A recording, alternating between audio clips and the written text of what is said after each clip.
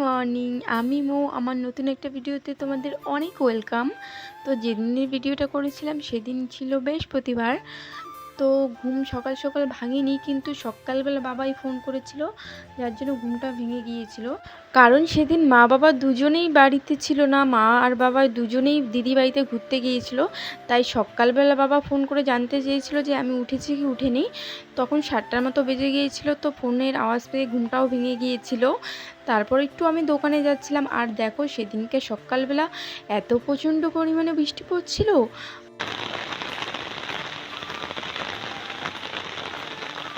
তারপর বাড়িতে এসে ভেবেছিলাম সকালের ব্রেকফাস্টটা ঝটপট করে বানিয়ে নিই, কারণ বাড়িতে যেহেতু মা বাবা দুজনেই ছিল না, আমি আর দাদা ছিলাম।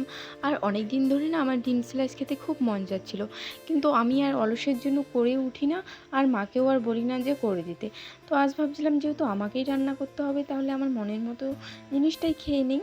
তো তার জন্য যেরকম কথা সেরকম কাজ, তো করে নিলাম ঝটপট করে সকালের ব্রেকফাস্টটা। আর জানো তো, যেদিন আমি কোনো কিছু রান্না করব সেদিন জানি না কেন আমার আর খেতে ইচ্ছে করে না, যেন মনে হচ্ছে আমার পেট ভরাই আছে, খেয়েই আছি। তো এরকম মনে হয়, তোমাদের সঙ্গেও কি এরকমটাই হয়? তো তারপরে এই যে ঝটঝট করে সকালে ব্রেকফাস্টটা সেরে নিব, তারপরে আবার আমাকে দুপুরের জন্য রান্না বসিয়ে দিতে হবে। শেষ করে ঝটপট করে আমি সবজি কেটে নিয়েছি এবং মশলাও বানিয়ে নিয়েছি, এখন রান্না বসিয়ে দেব।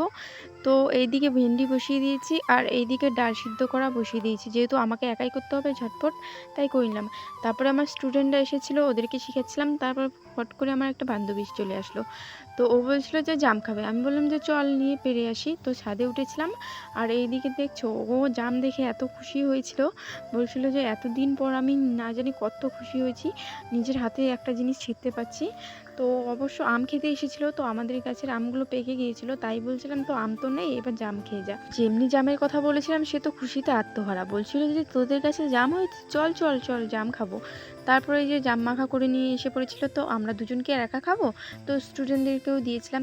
তারপর সবাই চলে যাওয়ার পর আমি চান টান করে নিয়ে দুপুরে খাওয়াটা সেরে নেবো। আর ওইদিকে মারাও এসে পড়েছিল, তাই ভেবেছিলাম যে টিউশনটাও পড়িয়ে দিয়ে আসি। আর এদিকে আমার স্টুডেন্টের দেখো কাণ্ড, আর ও তাড়াতাড়ি পড়ানো শেষ হলেই বলবে যে পিসি আমাকে নিয়ে চলো একটু ঘুরে আসবা।